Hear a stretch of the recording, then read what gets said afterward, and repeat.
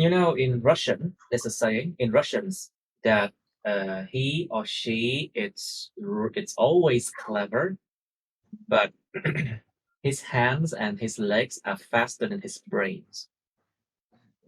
That's a saying in Russian, but I think it's the same in Vietnam, or the Vietnamese, I think.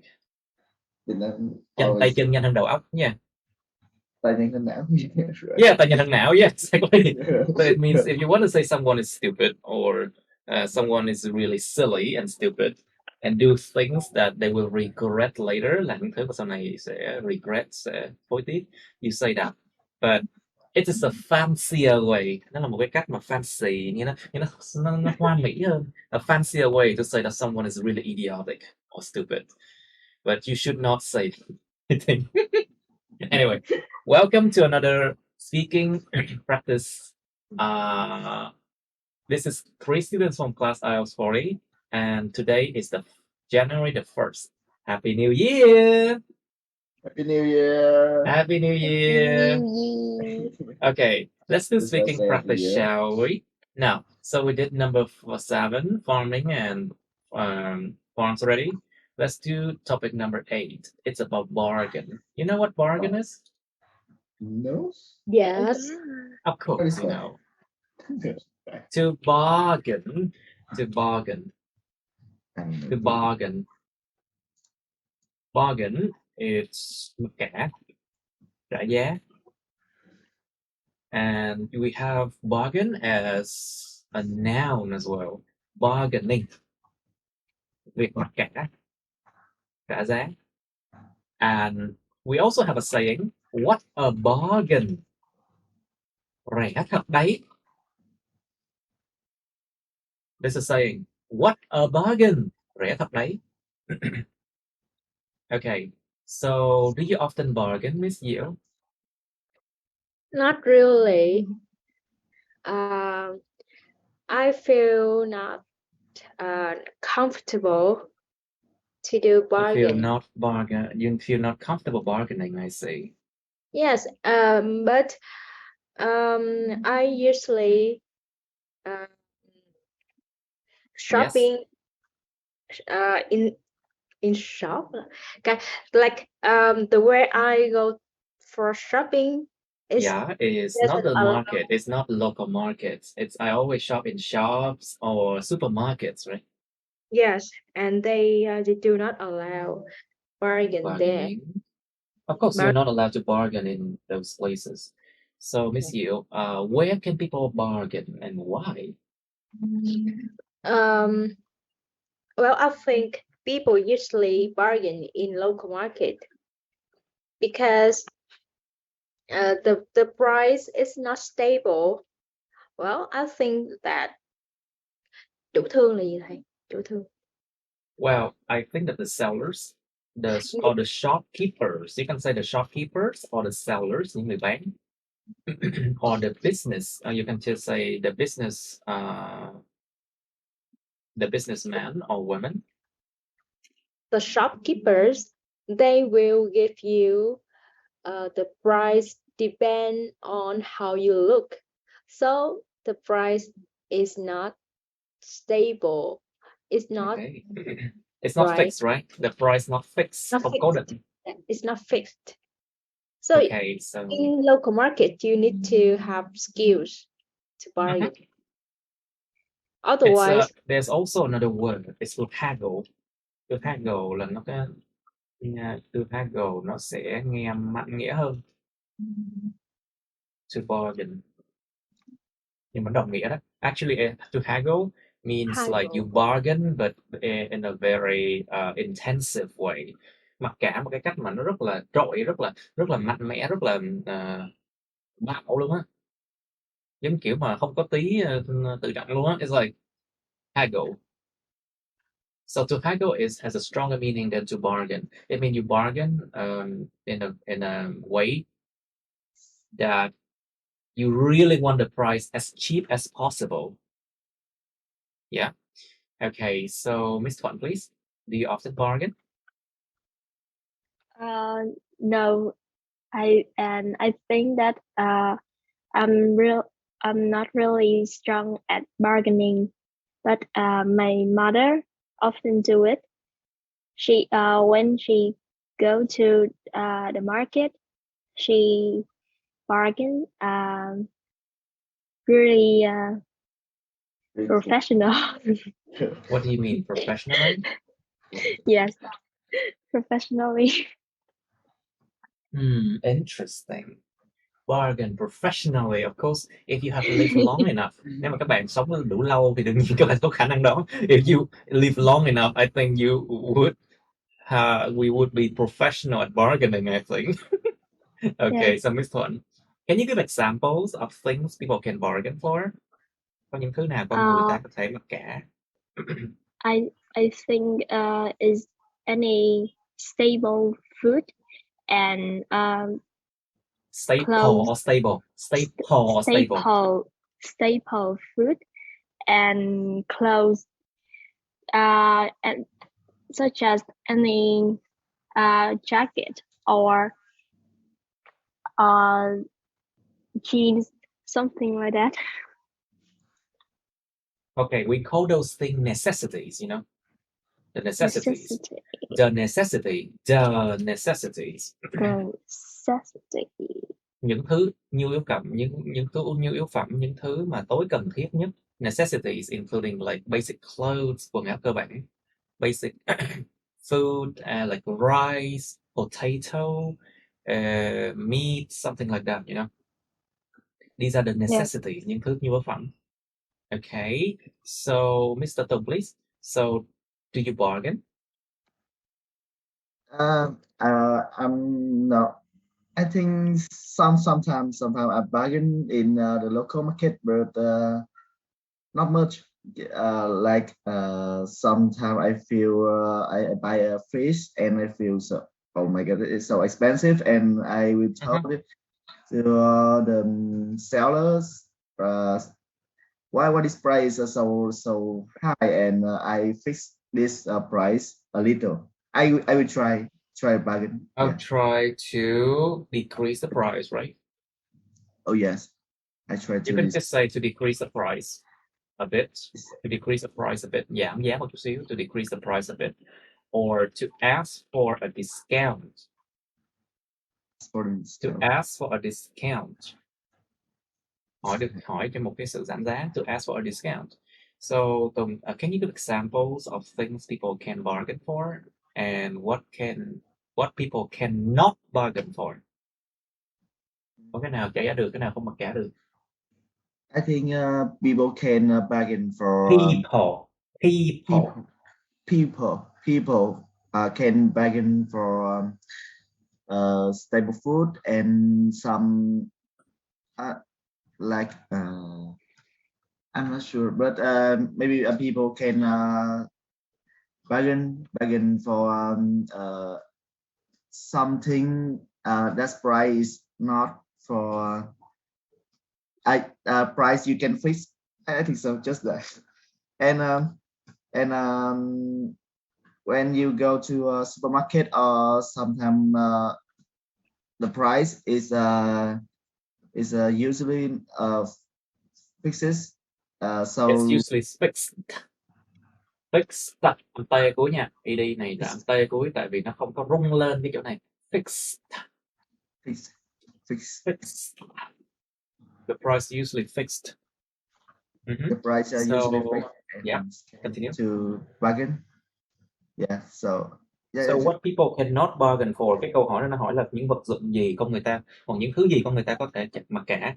Chứ ta không có hỏi là đi đến đâu để mặc cả nha. This question does not concern where you can bargain. No, it asks you what things people can bargain for. Please. Nói lại đi, please. Once again. Do it again, please.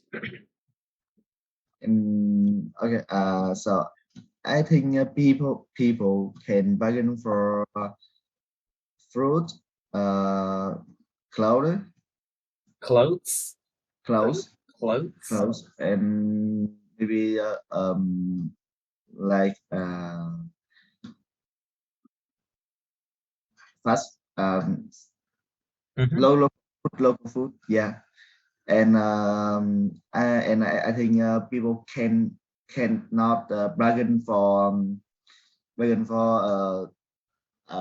fruit in so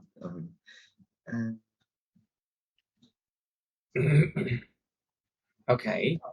Can people bargain for the service they receive? Service they receive. Can people bargain for the service they receive? Có thể nào con người ta mặc cả cho những cái dịch vụ họ nhận được không? What do you think, Miss Yu? Like for example, hospital services. When you go to the doctor or nurses, should you bargain? When you go to the teacher for educational service, should you bargain? When you go to any kind of service, should you bargain or not? Well, I think that the service fee is usually fixed.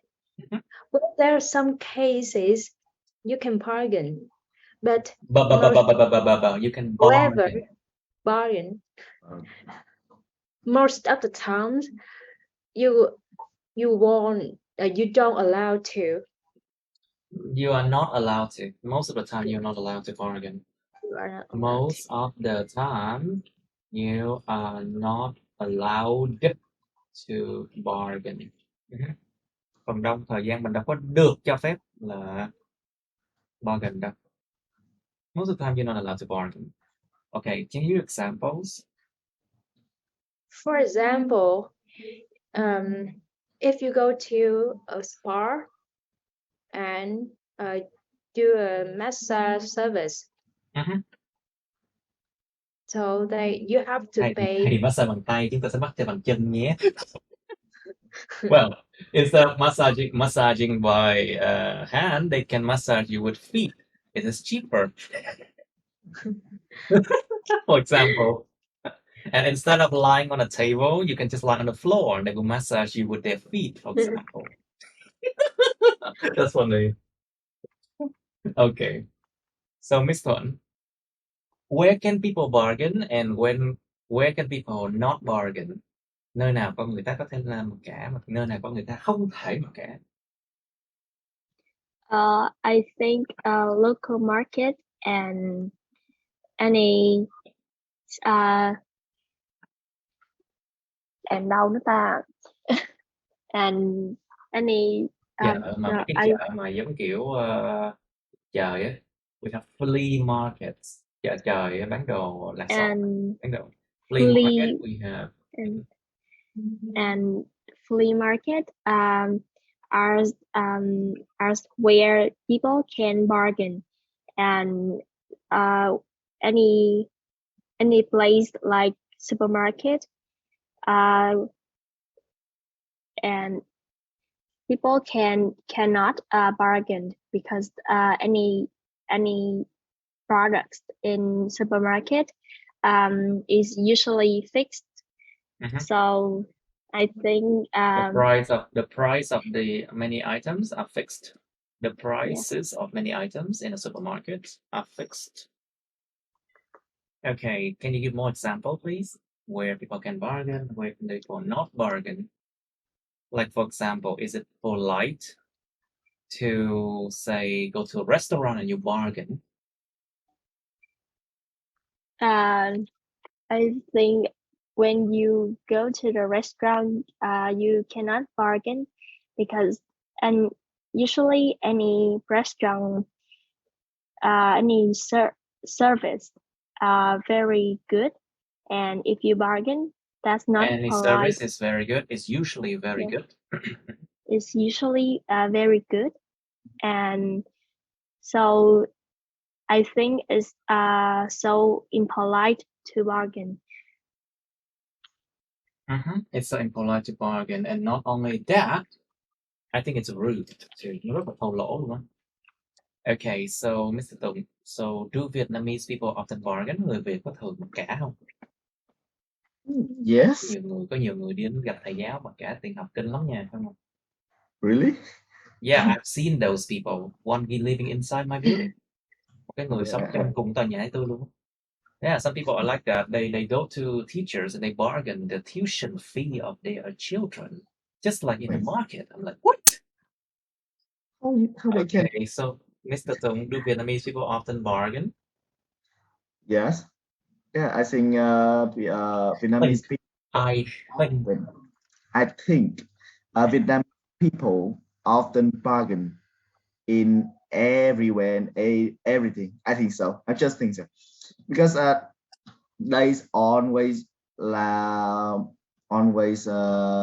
want a cheap price and but they very like some Very like rồi chứ. they Very like. They really like to. they really like something have cheap price, expensive price, but they want to buy this with by cheap price. Yes, that is why Vietnamese people often bargain. Yeah, I think so. That's why, okay. But, okay. So, Mr. Tùng, what do you think of bargaining? Em nghĩ gì về cái chuyện mặc cả đó? It means like this question talks about bargaining. You think, why do people have to do that? Tại sao người ta phải làm vậy? And why can't people just not bargain? Tại sao con người ta không mua thẳng giá đó được luôn? Tại sao cứ phải luôn mặc cả? What do you think of bargaining? Liệu cái chuyện này có làm cho người ta cảm thấy như rẻ rúng hơn không? Và nhân cách hơn không? Does bargaining makes people feel like they have less self-respect? Have less self-respect? Có ít sự tôn trọng bản thân hơn hay không? Does it make people have less self-respect if they bargain or something like that? What do you think, Mr. Tung? What do you think of bargaining? I think bargaining is not bad, but I think the people. The people? No. People. The people? Or people? Có xác định không? Có mặt từ xác định không? You want to specify or you just say in general? I think it's just general. Okay, say again. So what do you think of bargaining? I think bargaining people people they I think Yes. it's not bad, but people just choose location and yes, and thinking about that something they buy and that price is not good enough. Maybe they need to choose a good way, just not so to kiểu làm quá lên thầy, kiểu như là cái gì đó They cũng should not overdo it. They should not overdo. Làm quá lên. Làm quá sức. They should not overdo it. They should not overdo it. Đừng có làm quá mức. They should not overdo it. All right, I see. Yes. So, Miss Yo, please. So, what should people not bargain for? What do you think? Những thứ gì con người ta không nên mặc cả? What do you think? Last question we're going to go to part 2 and part 3. Yeah. There are many things people should not bargain for, such as education service, education and health service. So when you go to the hospital, it's weird if you bargain, or if you register for Register. Sai hoài luôn mọi người ơi, chú ý từ này nha. Register. If you register for something. Register for a class, for an English class, you definitely shouldn't bargain. Or if they enroll in a course, you should never bargain. I see. Unless there is a discount. Nếu mà nó không có discount thì thôi. If there's discount, good. But if not, do not bargain. I see. All right, let's go to part 2 and part 3, shall we? So we have a lot. We have been through a lot actually. So maybe 43. So oh yeah, we can do 43, I think. But then I think I can just move these questions here. It's easier to see because I want everything in one page, you know.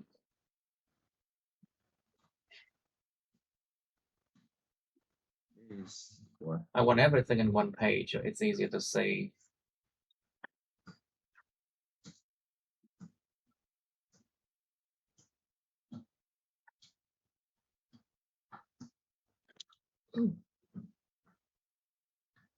Let's stop it. What do you say? No, I'm just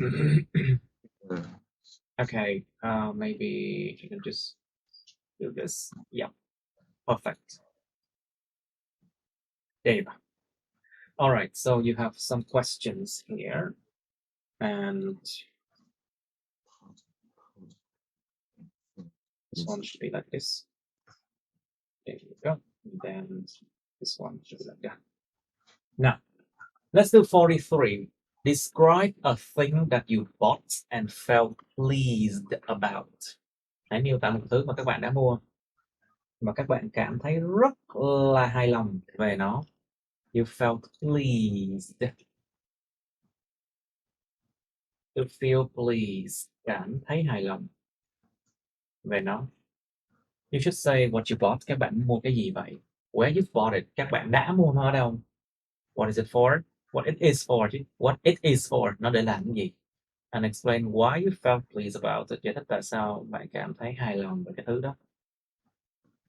Okay, it can be a service, okay? It can be an item. Có thể là một cái dịch vụ hoặc là một cái vật dụng này nhé nha. Hoặc something. Hoặc là một cái trải nghiệm nào đó. It can be an experience as well. Okay, and part 3 of going shopping. Chuyện mua sắm. How often do people in your country go shopping? This question sounds like part 1, but you should expand it. Cái câu này nó nghe như là part 1 đấy, nhưng mà các bạn nên mở rộng ra như thế nào? Con người trong đất nước của bạn thường đi shopping không? Tức là mình có thể expand lại là con người ta thường đi shopping vào thứ mấy? You can expand like, which day of the week do people go shopping and why? And is it a good thing? What do you think? Is it a good thing? Thì có phải là một điều tốt hay không? And what do you think about people going shopping very often?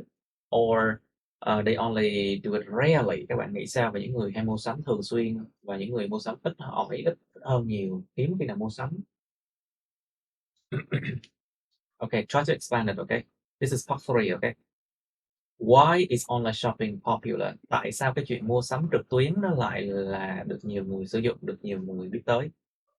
Okay, think about the fact that you can get a discount, get an online discount. They get an online discount,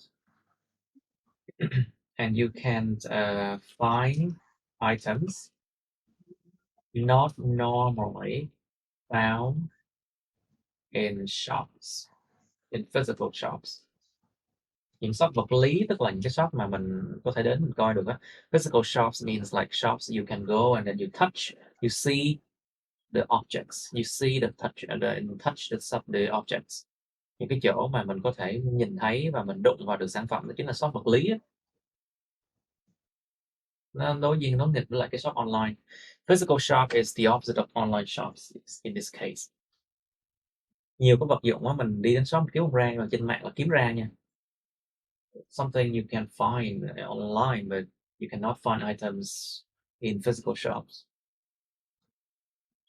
What else? Sometimes you can the ease of basically it's the comfort of your own home. Young is here. Perfect. You can do shopping from the comfort of your own home.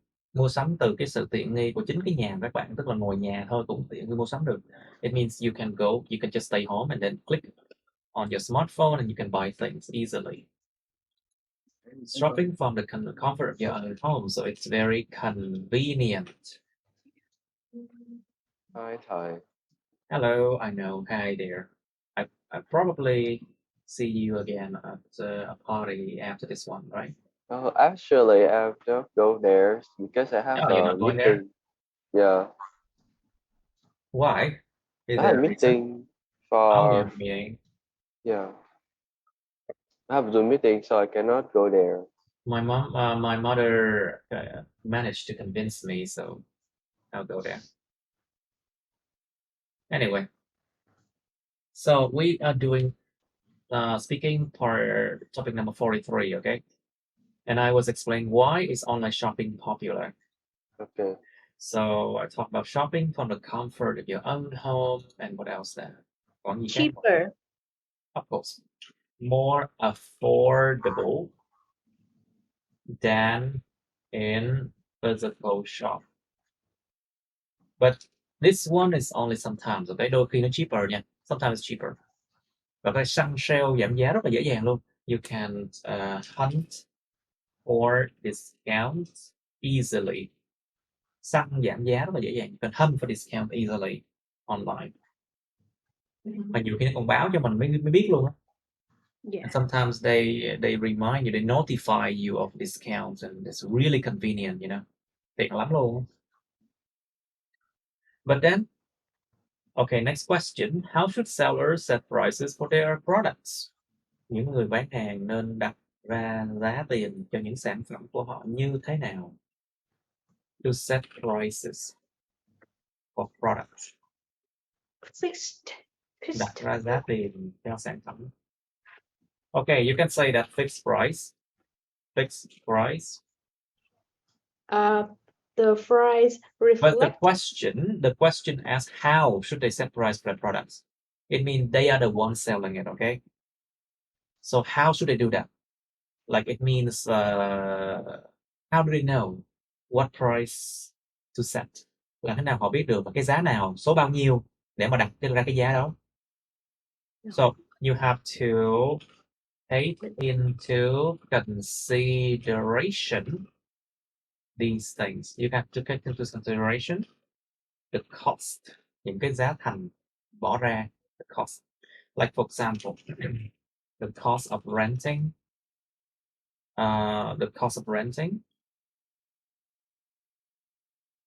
and salary, the salary of workers, and what's it called? Còn gì không ta? Marketing fees, and then cái giá mua sản phẩm đó, like and then original price of the products, original cost of buying the products to sell. Giá gốc của mua những sản phẩm này để bán, the original prices, the original cost of buying the products to sell. Ta nói là một vốn 4 lời là chuyện thường nha mọi người. Like if you spend $1 and you sell $4 in the shop, it's actually a normal thing. Điều rất bình thường đúng không? Okay. And then you can also explain this question. You can also answer this question in your way. Đương nhiên các bạn sẽ trả lời cái câu này một cách khác. You can also say that some sellers, they allow people to bargain. Đương nhiên cái câu này nó liên quan đến cái topic bargain. This one is related to bargaining. And some shops, they allow customers to bargain. So they often set the prices really high. Họ thường là phóng giá lên rất là cao luôn á. They often set prices really high, so customers can bargain. It doesn't matter how much you haggle. Không cần quan tâm là mình haggle, mình cả đến mức như thế nào, mình haggle, mình bargain đến mức như thế nào, mình vẫn lỗ, mình vẫn bị hố. It doesn't matter how much you bargain. you can still get a price at a much higher price than its value. You can still get the items at a much higher price, than their values, their true values.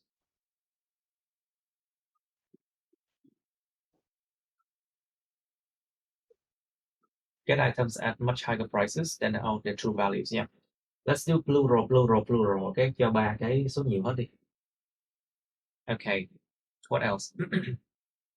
Nó còn cái tiền gì nữa? Tiền thuế nữa nha. You have to take into consideration the tax. The tax. What kind of tax? VAT, we have to take into consideration. VAT tax, which is value added tax. Thuế giá trị gia tăng thêm vào. Giá trị gia tăng đấy, value added tax. In Vietnam is now 10%, right? Yes. Thì tăng lên lại 10% rồi. It increases from 8 to 10 already. Thuế doanh nghiệp, business tax.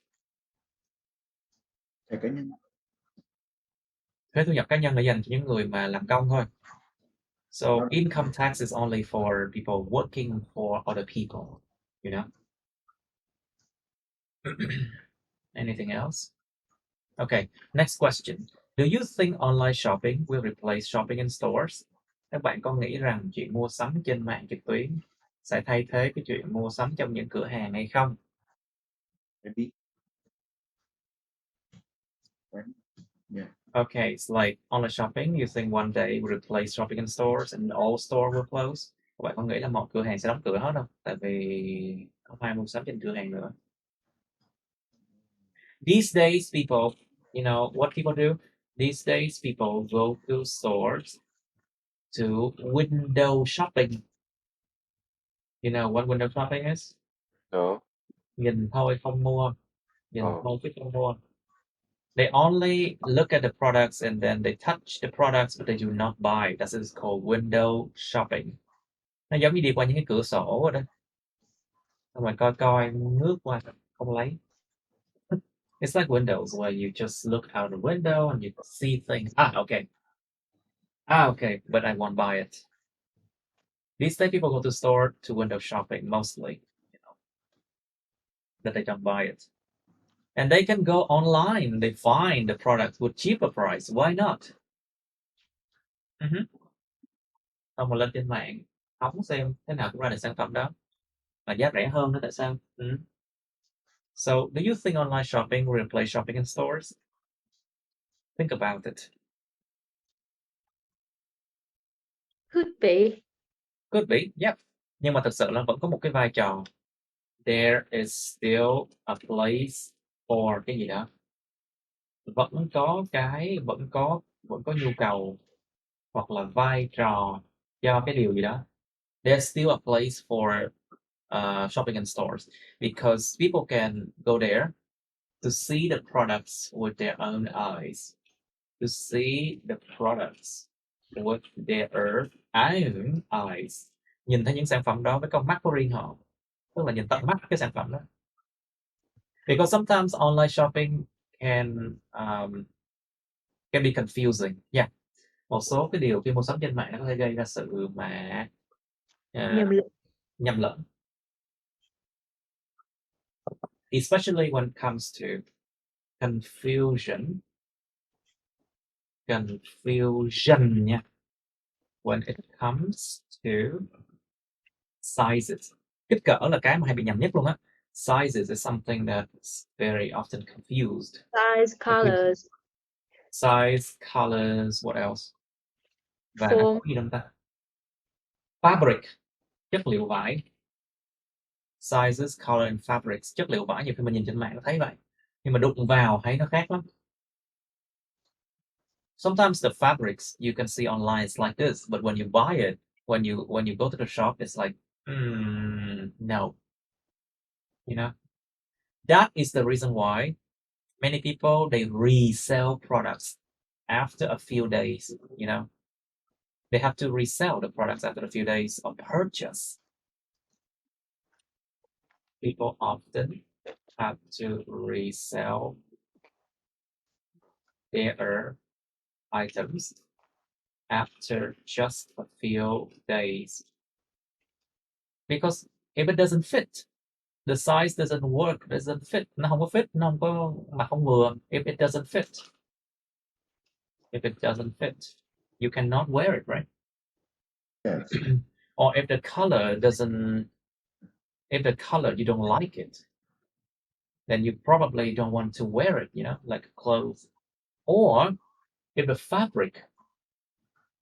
fabrics makes you feel uncomfortable, nếu mà cái chất liệu vải, if the fabrics or the material, chất liệu makes you feel uncomfortable, then you need to return it. But most of the time you can return, but a lot of the time you cannot. Phần đông thời gian là shop sẽ cho một khoảng thời gian để có thể return được sản phẩm, nhưng mà thường á là phần đông là người ta sẽ không cho đâu. Mua là mua thôi, không có trả lại. Most of the time people do not return the goods, so or there's some reason that they cannot return the goods, so they have to resell it. Đó là cái bất lợi á. That's the disadvantage of online shopping. Còn nữa, nhiều cái nhà bán hàng trên mạng nó lừa đảo. There are scams, there are online scams or online fraud. Đọc là fraud nha. Online scams or fraud. Online scams or online frauds. Lừa đảo trên mạng. And these things often happens. So when you shop online, it can be risky at times, có thể là khá là risky đấy. All right, so next question, which is the most difficult one. What do you think of consumerism? Bạn nghĩ gì về chủ nghĩa tiêu dùng? So consumerism, chủ nghĩa tiêu dùng là gì? Consumerism, it's basically, if you check the dictionary, what is it? Consumer, người tiêu dùng. So consumerism, what is that? Chủ nghĩa tiêu dùng. The state of an advanced industrial society in which a lot of goods are bought and sold. Cái trạng thái của một cái xã hội công nghiệp hóa rất là cao, mà trong đó rất nhiều sản phẩm được tạo ra, bán và được mua. Tức là con người ta cứ có lương là mua. It means there are a lot of products and people just receive their salary and then they just buy and buy and buy, just keep on buying. Or it also means disapproving, một nghĩa mà có vẻ không tốt lắm. The situation in which too much attention is given to buying and owning things. Một cái tình huống nơi mà con người ta quá chú tâm vào chuyện mua sắm và sở hữu đồ đạc.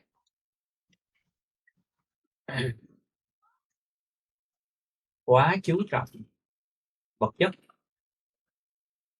mua sắm những thứ họ không cần.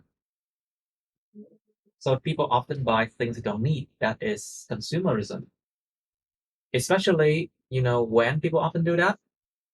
Christmas, New Year sales, Christmas sales, Valentine sales, Lunar New Year sales.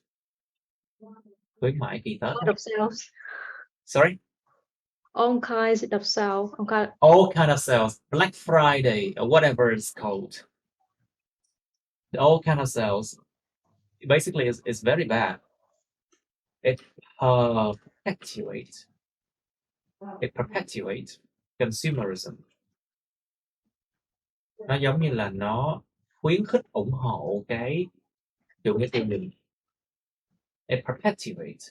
To cause something to continue. Nó có tiếp tục, nó khuyến khích cái gì đó diễn ra. To perpetuate consumerism, so it encourages consumerism. It encourages consumerism to happen, and that is not good. It's not good for what? For whom? It's not good for your bank account balance. Nó không có tốt cho cái tài khoản ngân hàng, cái lượng tiền trong tài khoản ngân hàng của mình đâu. Of course, not good. And it's not good for your financial situation, tình huống tài chính của cá nhân đâu. Of course, if you keep on buying, you cannot save up and you cannot buy your own home or apartment. You cannot buy your own car if you keep on buying other things. And you might end up in debts. Đổ nợ đấy. Yes. And that is very bad. Có nhiều người thầy biết nha. Nhiều người họ cứ check in rất sang chảnh luôn. Mặc đồ cực kỳ sang chảnh luôn nơi trên mạng. Nhưng mà những người thực sự rất là nghèo. Hay mượn tiền người khác để mà mua đồ. I know there's a generation of people who often ask for a loan, ask for loans. Hỏi mượn nợ. để mua đồ. They often ask for loans, you know, and they do not themselves have the money. They just ask for loans to buy things they don't need. That is really bad. Cái tật mượn nợ luôn á. Like a bad habit. So what do you think of consumerism? Of course, it's bad for the people. Nó sẽ tệ với con người ta. But what is it good for? What do you think? Nó tốt cho cái gì? Cho cái tiêu dùng, tốt cho cái gì? Nền kinh tế. Nền kinh tế chính xác. It's very good for the economy because it helps the cash flow. Nó giúp cho cái nguồn tiền nó chảy. It helps the cash flow and it helps companies to develop faster.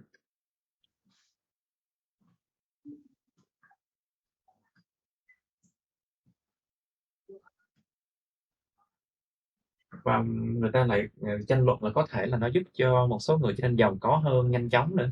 It also helps some people become richer and richer as well.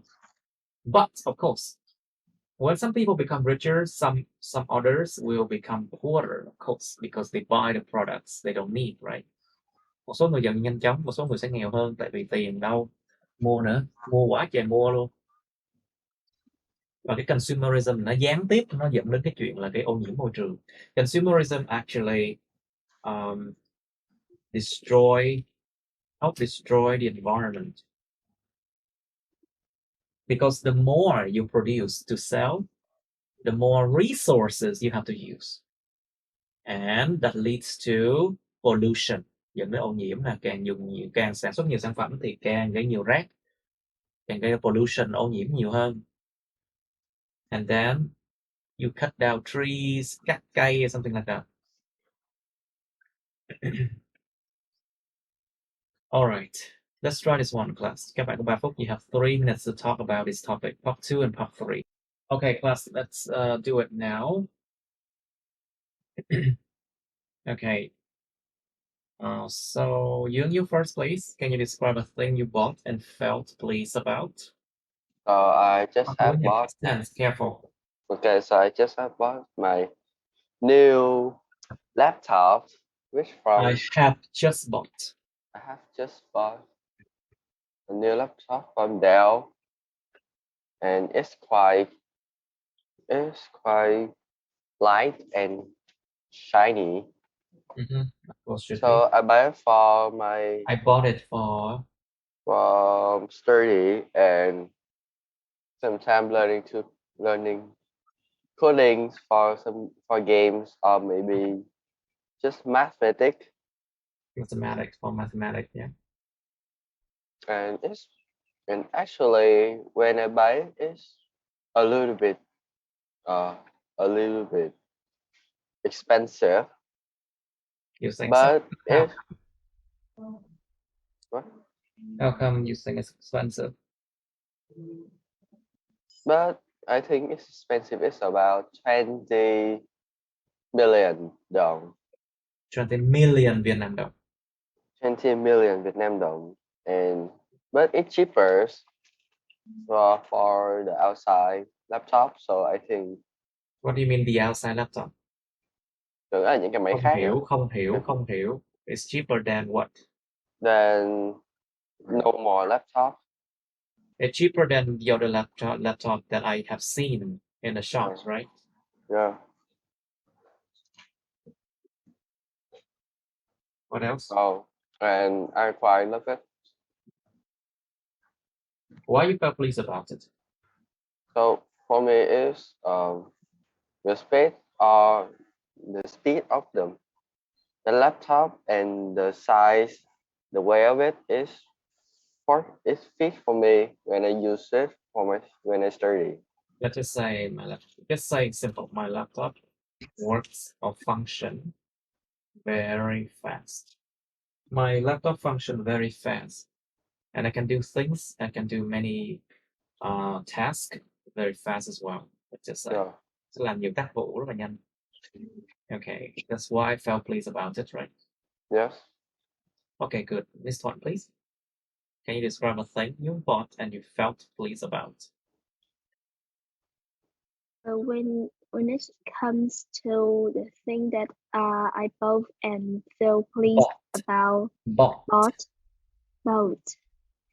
I must say iPad, Gen 9. It came from Apple, which is the popular technologies cái gì ta? For them in Vietnam, and I bought it 2 years ago with Yes. affordable price, and I bought it for studying and watching films. I feel extremely pleased about it because it's helped me to study and have with big screen.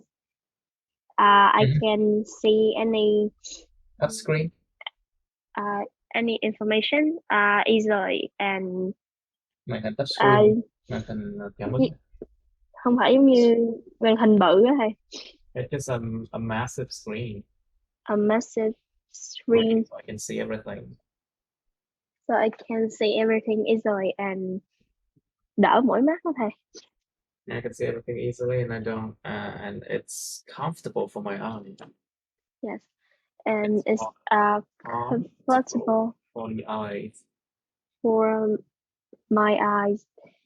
So that is the thing that I bought and feel pleased. Good. Miss Yeo, please. Can you describe a thing you bought and you felt pleased about? Well, I am going to talk about a bicycle I have bought recently in a local shop. This shop is in the center of the city.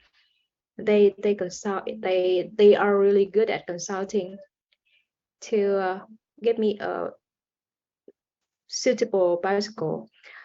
To be honest, at first, the bicycle is the result of FOMO of missing out effect. Well, what FOMO? FOMO like fear of missing out. FOMO. Fear of missing out. Sợ là bị lỡ mất gì đó.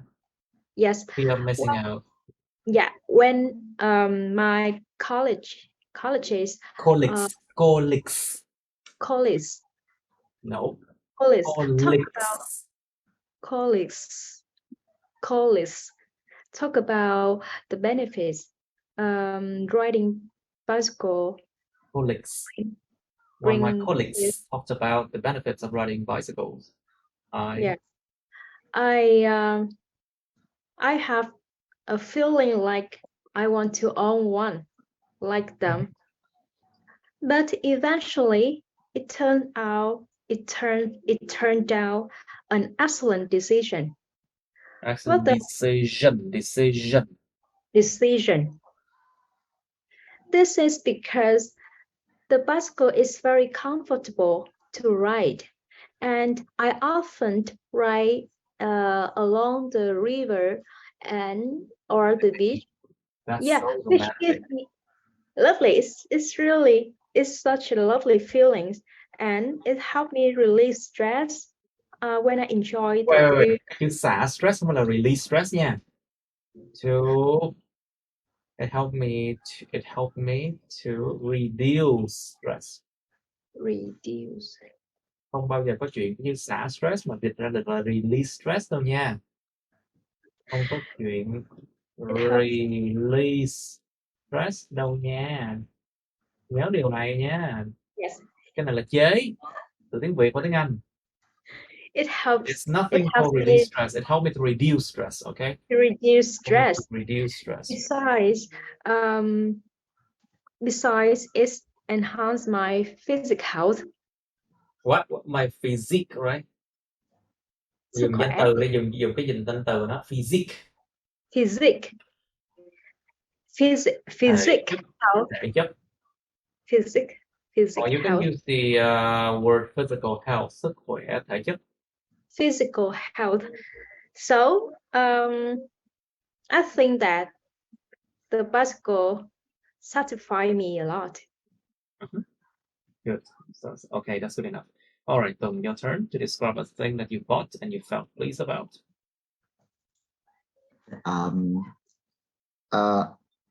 I want to talk about a new suit I bought after 3 weeks 2 weeks ago. Okay, you bought a new suit you bought 2 weeks ago. Yes. I think that is the first suit in my life, and yes, and I buy this from. I bought it from. I bought it from a little shop in District 2 in Ho Chi Minh City. Okay. Yeah, and I think I know that shop. Oh, you know. I know where you bought it from because I also bought one from her or him. It's in an apartment complex, right? No, I think that is in a villa, a small villa. Oh, then it's not. Okay. And then what else? And I buy it for because I think feel more comfortable and comfortable and when I meet my customer, yeah. So I made it from because serve for myself because this serve for myself and make me more formal, majors and prestigious. And what? Prestigious. Prestige. Prestige. Prestige là cái sự mà sang chảnh, cái sự mà danh giá, right? Yes. But the adjective is prestigious. Prestigious. Tính từ là prestigious. Danh giá quá, danh giá quá. Giống kiểu danh gia vọng tộc quá. It's like sounds prestigious. Okay. Anything else? I feel pleased about it because I think for help me for find some new earn more contracts. Earn more contracts, right? So you can Yeah, you can win more contracts. Không có dùng là earn more contract là win contract. Thắng được những hợp đồng. And make money. Yeah. Yes, and earn more money and to earn better. Earn more. To win contracts. Okay, good. Good. Ông thực sự là đầu tư cho ngoại hình. Yeah. You invest in your appearance. Okay, good. Let's go to part 3 of going shopping now. So, Mr. Yu, how often do people in your country go shopping? Try to expand it. Có mở rộng ra. So for me, I think it's in the Tet holiday it's near Tet, During the Tet so holiday? During the so Tet holiday? so my people, the people in my country go to the shopping mall really much. It's Really like much? it's Go to like the shopping mall a lot. Let's just say that. okay, so a Go to lot shopping and malls a lot. Go to shopping malls số nhiều. Go to go shopping to malls shopping a lot. malls a lot, and it's quite often. And if in the normal days, it's still like I think it's maybe it's for about they usually when they're Saturdays They or usually go Sunday there. go They there. usually go there. They Fact tức là hiển usually nhiên go là there. tiếp hiện tại thường. You're talking about fact, so use simple present. Okay. They usually go there on They usually go there on the weekend. So because that's the time they are in the weekend nha. in the weekend, so that Go they there in the can weekend. prepare for their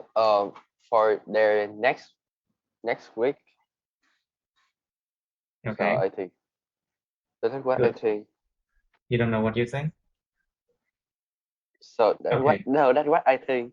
Okay, that's what you think. Okay, good. Now, so Miss Yeo, please. So, what do you think? Why is online shopping so popular? Well, I believe that there are many reasons for this. One of the reason is shopping online is more convenient because people can buy everything at their home. Mhm. Besides, online shopping seems cheaper since you can easily hunt for a discount on the shopping sites. Shopping sites, websites. So on shopping websites. Let's just say that. Websites. What is Oh, what else then? Okay, look at the other facts. Think about the convenience. How convenient it is. How comfortable it is. well? So with one mobile phone, you can see tons of options, and Mhm.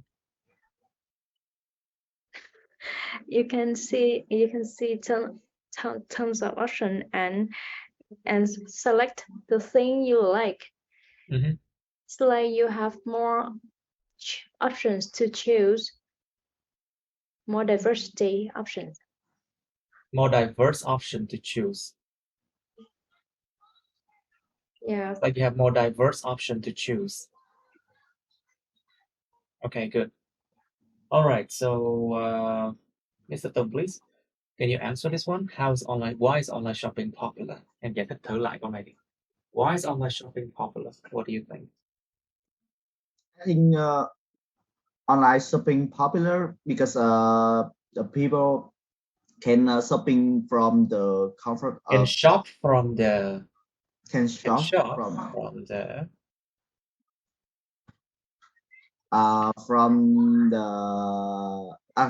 first they can get an online discount and free items not normally found in physical shop.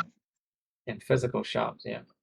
Yeah, and they can shopping from the comfort of your own home. Of their own home. Of their own Of home. their home. Yeah. For And the comfort of their own home. Okay, very good. Anything else? and they can. I think they can easy to find anything, any items, and easy to buy with a cheap price. Yes. A cheaper price? Are you sure about that? Not everything online can be cheaper, you know. Yes, I know, but they will find because in the market always have a many. By what? Cái từ cái âm cuối đó là cái gì? What is the That ending sound of that? You forgot that, you know. They can what? they Dấu can âm cuối. They can gì? They can buy. They can find, they can fight, or they can what? Fight They tìm can đó. find. Yeah, they can Được rồi. fight. Cái âm cuối nó quan trọng lắm nha. The ending sound of English is very important. They can Okay, fight. try again. They can what? They can fight. Okay. Find what? Fight a fake item, you know, with the yes, and they buy that from nhu cầu là For their needs. For their own needs. Cho những nhu for cầu their của họ. For their needs. own needs. Okay. All right. So, Miss Thuận, please, can you answer the next question, please? How could sellers set prices for their products? What do you think? I think, in my opinion, I think it depends on the cost, the quality of the products, and salary of worker, any reason like that. And so they can set the price for their products easily and can Can do what? giống như là nhắm chừng đó thầy, giống như They can nhắm estimate. chừng, they can estimate their tiền lời, they can estimate They can estimate the tiền lời là profits. they can estimate the profits. Mhm. And set the or they can set the high, they can set the high price and to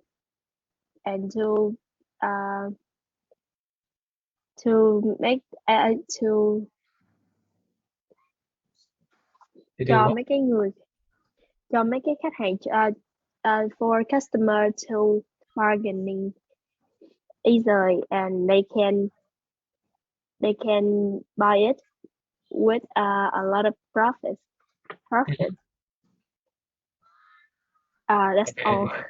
That's all. Okay. Yeah, no. Thank you. You, please, can you answer this question again? How could sellers set prices for their products? What do you think? I think the seller set the price for us based on the Products. Ráng cố gắng nói Products. điều xíu đi trời ơi. Try to speak Okay. with a bit of English accent, okay? Products. Yeah, products. Okay.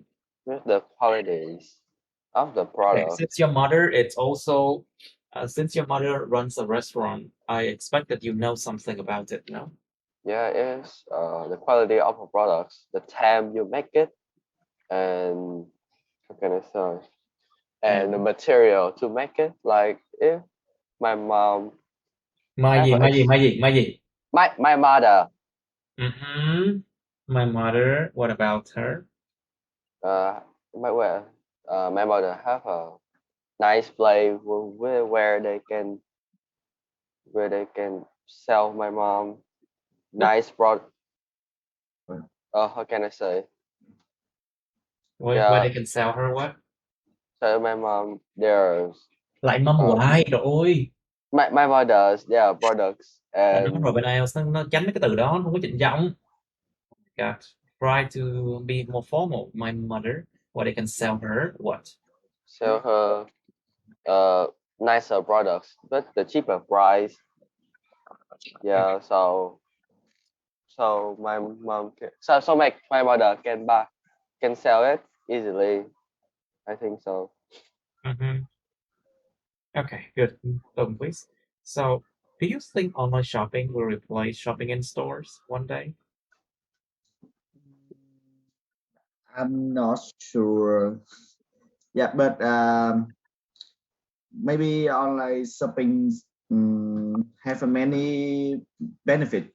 There are many benefits to online shopping. There's many benefits in online shopping, but There are many benefits to online shopping. To online shopping. But I think many people like go to in the store and they can choose with own with the own is eyes. Choose what? They can choose this clothes and fix and try to clothes to wear it. Uh-huh. Yeah. I choose to wear it, I say. Okay. I still feel like something's missing. You haven't explored everything. Em vẫn chưa có mở rộng tất cả mọi thứ được. Okay, let's try the last question. What do you think about consumerism? Em nghĩ gì về chủ nghĩa tiêu dùng? I think about consumerism.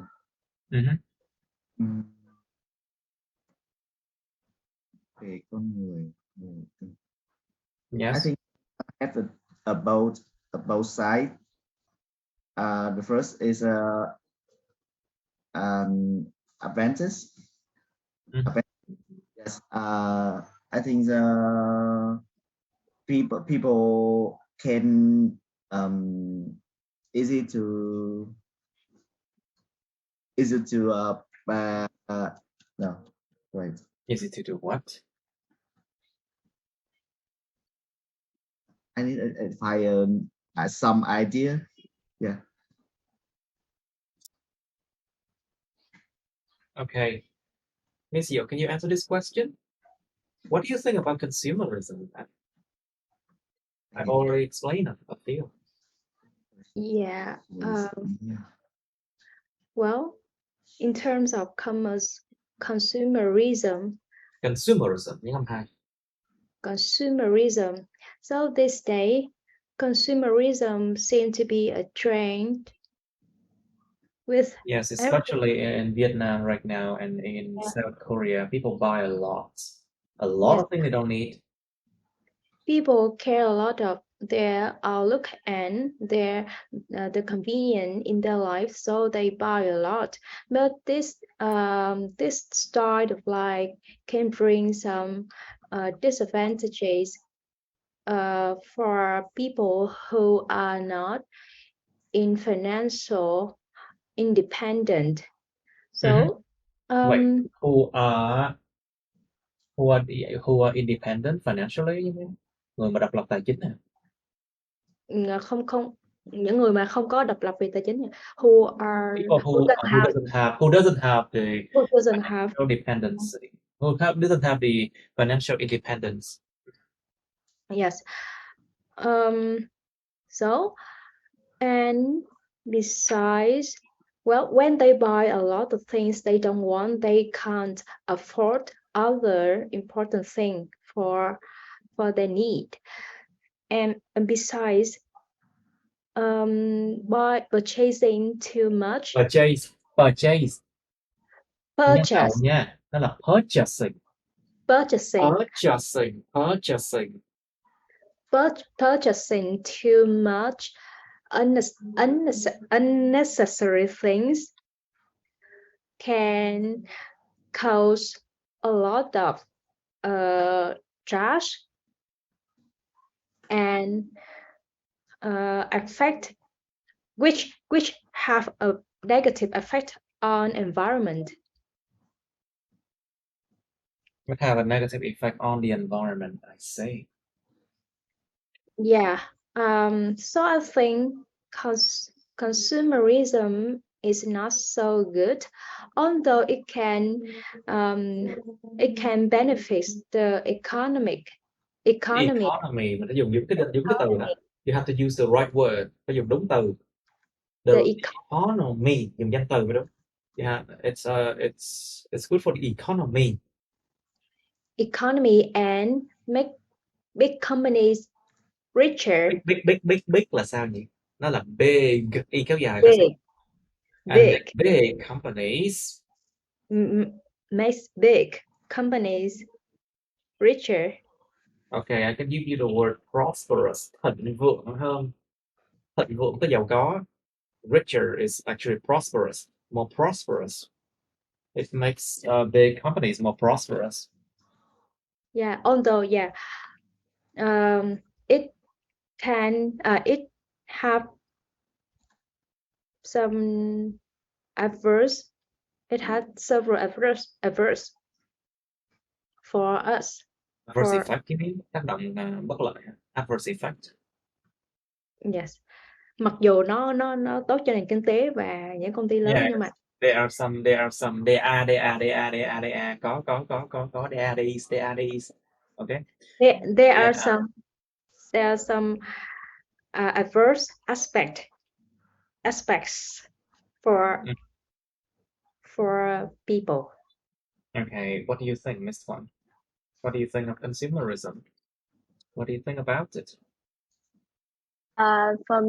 From a broad perspective, I think consumerism have people reduce stress Of because course, they it helps for reduce stress. The more they shop, the less stress they have. Càng shop thì sẽ càng bớt stress hơn. because Càng people deadline, càng chạy deadline nhiều, càng muốn đi mua sắm hơn. The more you run deadline, the more you want to go shopping, right? It's so cool. Surely. and Tùng thì biết. If I ask Mr. Tùng, you understand what I mean.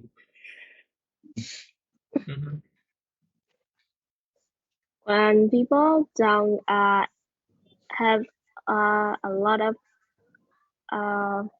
sadness, they go shopping and buy a lot of things that they want, or they Don't even know they need it. They A even lot know of they need it. items they don't even know they need. Mua rất là nhiều thứ mà họ không còn biết là họ không có biết là họ cần nó luôn á. They don't even know they need them. Anything else? And though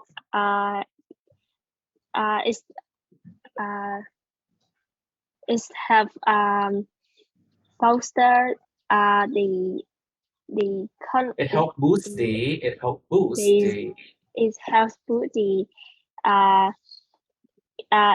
economy of any company. Boost the economy, It helps boost the economy of any companies, but it's affect a lot on Nó the thực sự là còn giúp environment. ích cho cái nền kinh tế địa phương nữa. It actually helps the local economy. It helps the local economy as well. Because if people buy more, companies become more prosperous. They will hire more people, you know.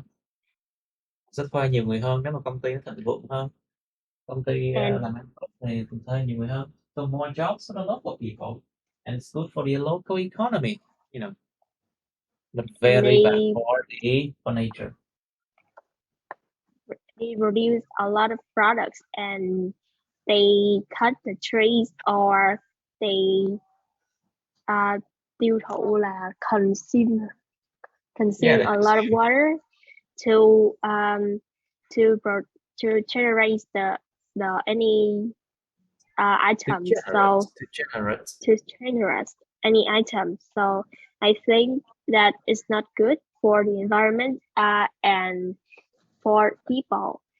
The second thing is people when buy a lot of things easily and up with debt.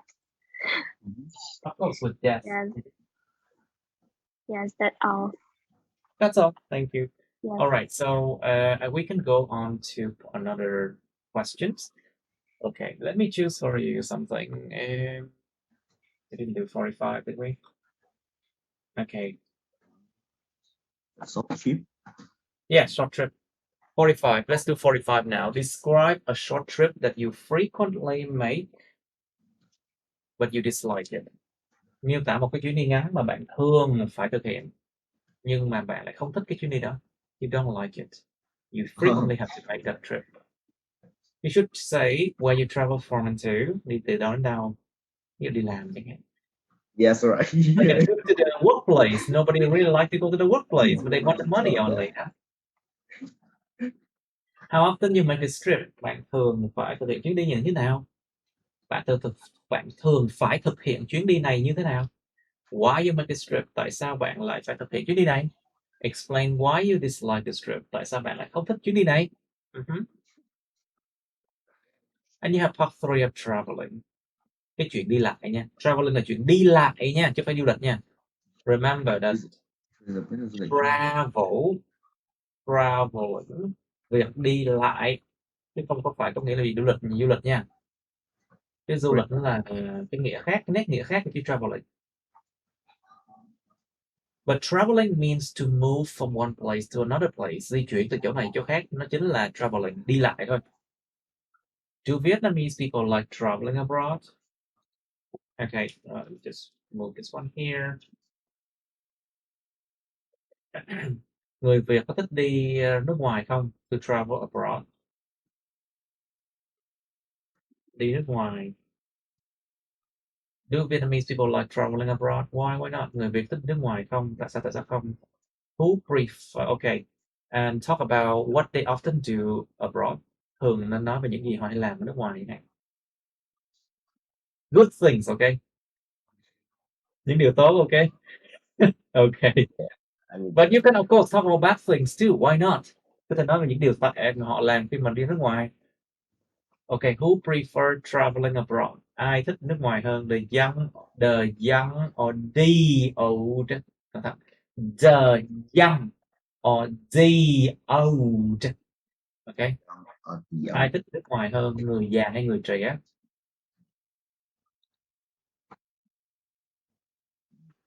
How much time do you think people should spend on a trip abroad and why? Bạn nghĩ con người ta nên dành bao nhiêu thời gian cho một chuyến đi nước ngoài? Tại sao? Think about destinations. Give some examples. And what activities can people do? Các bạn hãy nghĩ về những hoạt động người ta làm ở cái chỗ đó, bao nhiêu ngày, đi đâu, ở khách sạn nhiêu lâu, how many days, how long I should stay in the restaurant, in the hotel, in the theme park. Oh, sorry. Một biệt cảnh quan, theme park, water park, or how many days they should spend in the mountain, or rivers, or forest, something like that. Something. If they go trekking, for example. Đó, mình mở rộng ra nhiều cái khả năng. Try to expand into many scenarios, different situations. Now, next question. Which is better for knowing more about a country? Traveling or reading books about it? Cái nào là tốt hơn để biết hơn về một đất nước, biết thêm một đất nước, đi lại, du lịch hoặc là đi du lịch hoặc là đọc sách về nó? So think about what you can learn from reading books and what you can learn from meeting people and experience life by traveling. Experience life. Trải nghiệm cuộc sống. Không có đụng người này người kia nhé. To meet people.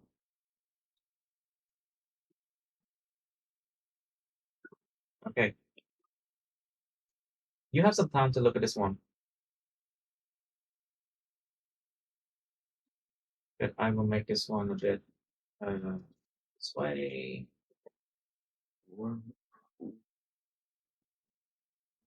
All right, good. Focus on this one, please. Okay, let's do it now, class. Okay, Miss Thuận, please, can you describe a short trip that you frequently make but you dislike? I'm going to talk about the trip from my house to Nguyễn Khuyến High School, which is the reason for me. Everyone call it Nguyễn Khuyến reason for a reason, of course. I make this trip every day because it allows me to broaden my knowledge and Oh, really? Yes, and meet my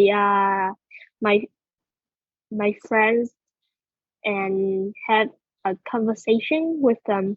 But you know that I have to get up early to repair, and Repair or when prepare? prepare Prepare. To prepare.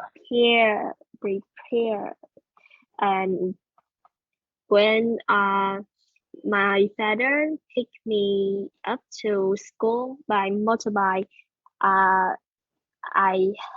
we usually have traffic congestion, and the reason for the reason for I dislike this trip is the weather is sunny.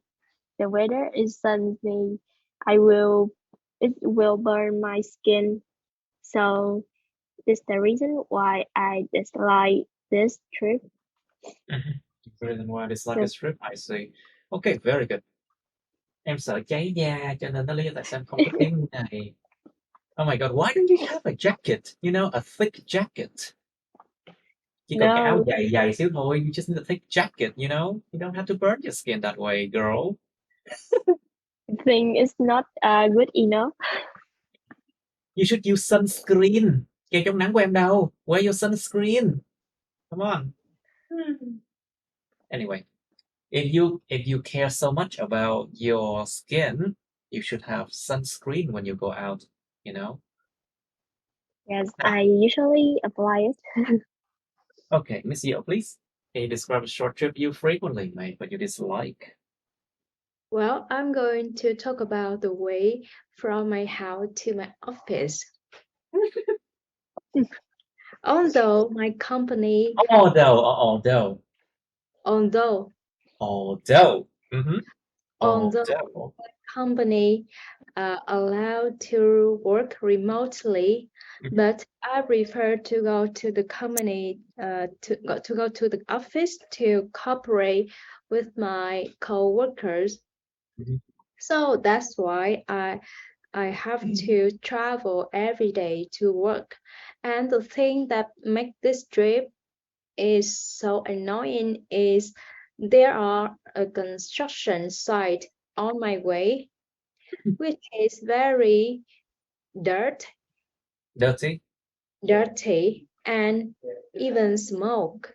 So whenever I pass the Pass construction or pass?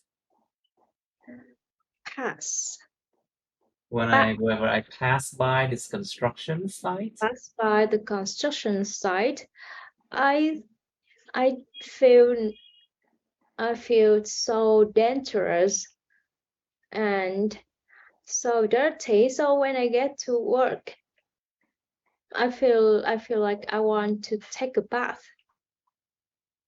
So that's the main reason. I'm gonna take a bath. Yeah, I hope that this construction site will finish soon. Soon. We'll finish soon, yeah.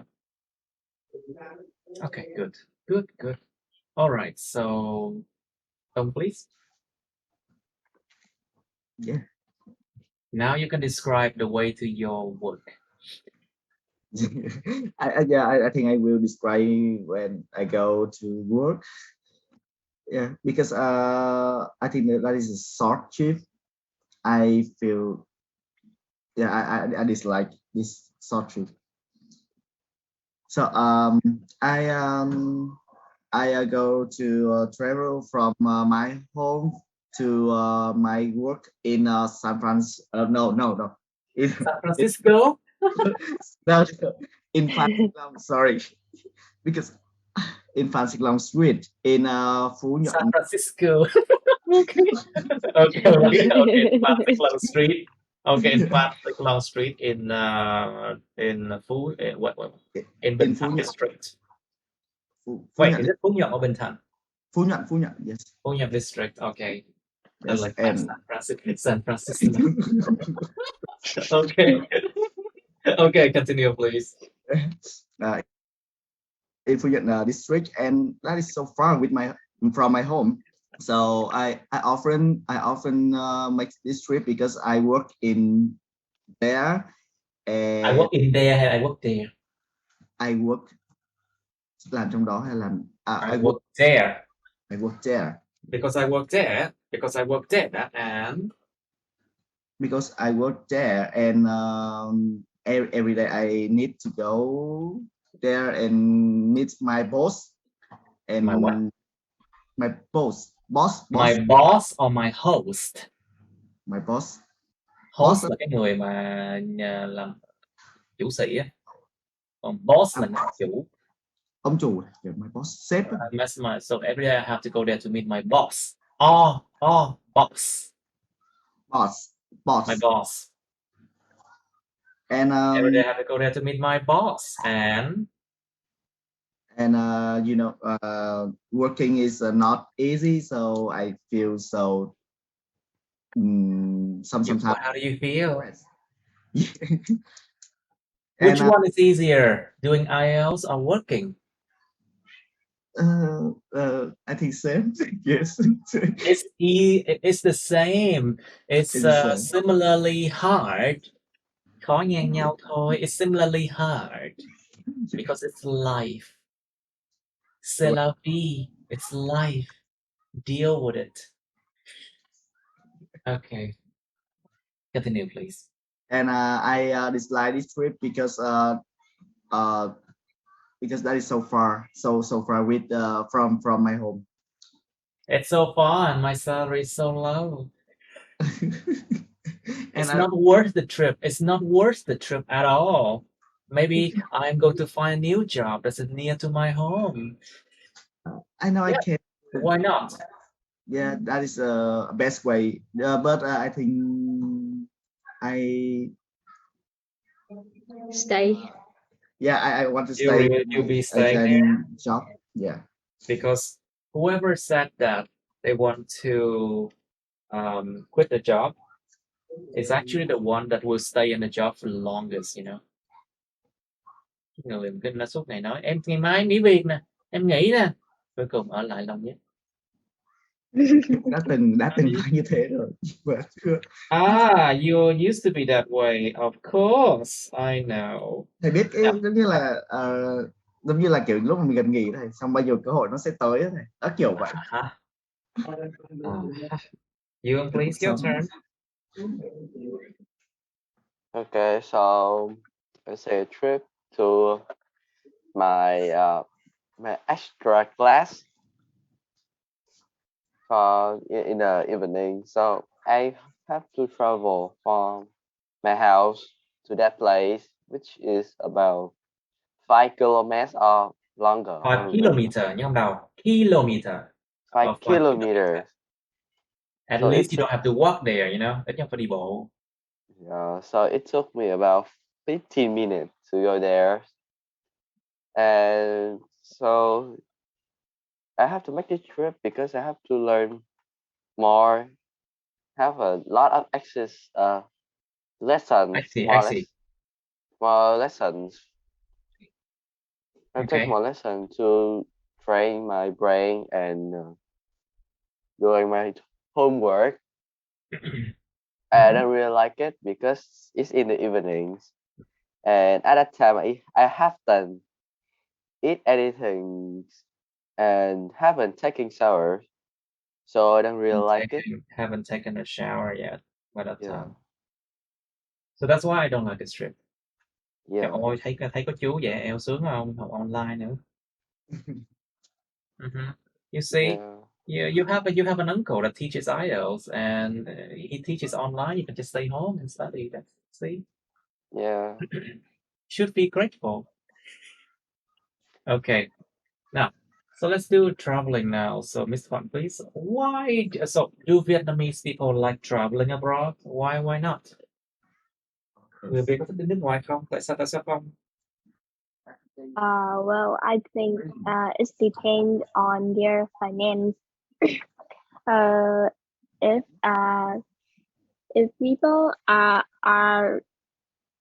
good at their finance, they usually like traveling abroad to enjoy and to relax, and they can take the photo when they traveling in their but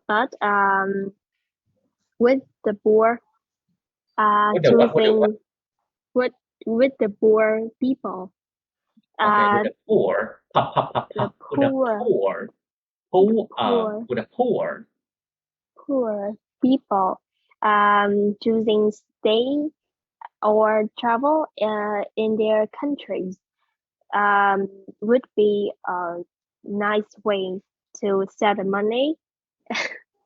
So it's hard for me to say that Vietnamese people like traveling or not. It's hard to say. Đó một cái câu trả lời khá nước đôi nhưng mà thực sự nó cũng khá ổn. The way you're describing is actually impartial, trung lập, khá nước đôi, but it's actually quite good too. Every kind of answer is a good answer. Remember that. Kiểu mà trả lời như thế nào nó cũng là câu trả lời tốt cả. Tại vì mỗi người một ý. Everyone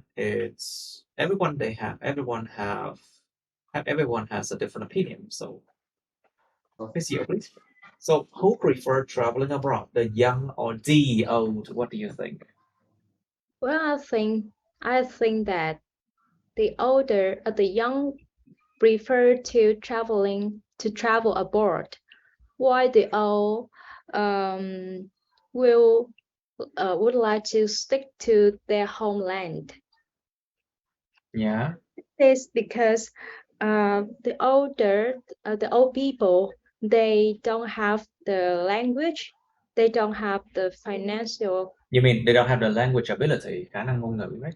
Yes, the language ability, and their finance is not their financial condition is not allow them It's to. not good enough. It's not good enough to Yeah. allow them to.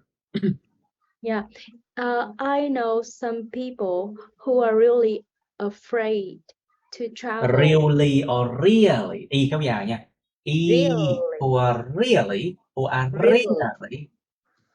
Really afraid of traveling.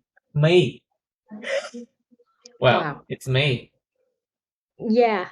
I Okay. feel like they don't like new experiences. And không thích and afraid of the unpredictable thing. What thing? They're afraid of unpredictable things that can happen to them, right? Yes. Ví dụ, like for Things. example, getting lost in a foreign country. Bị lạc ở nước ngoài. Getting lost in a foreign country. Or getting robbed. Bị cướp ở nước ngoài. Getting robbed in a foreign country, for example. In the other side, on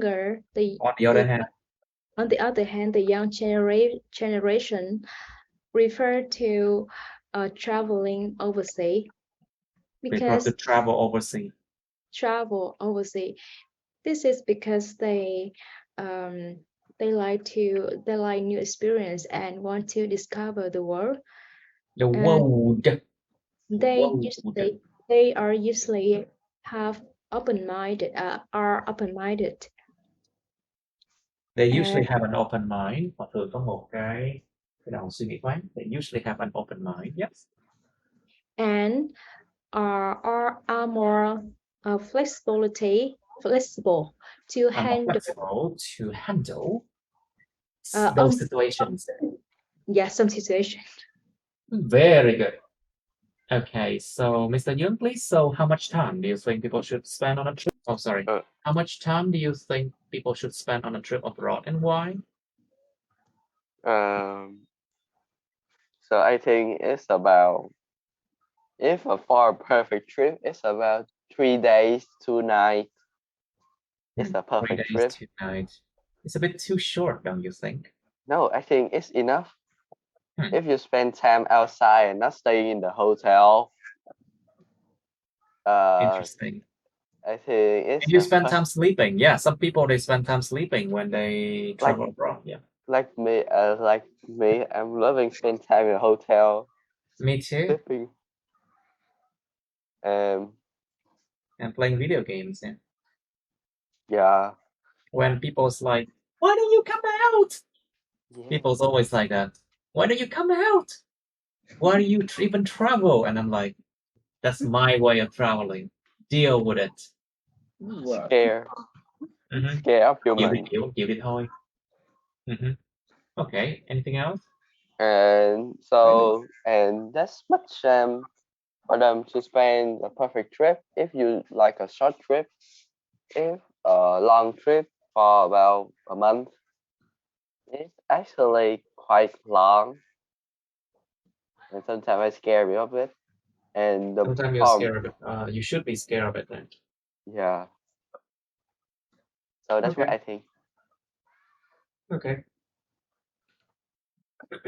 Good enough. Good enough.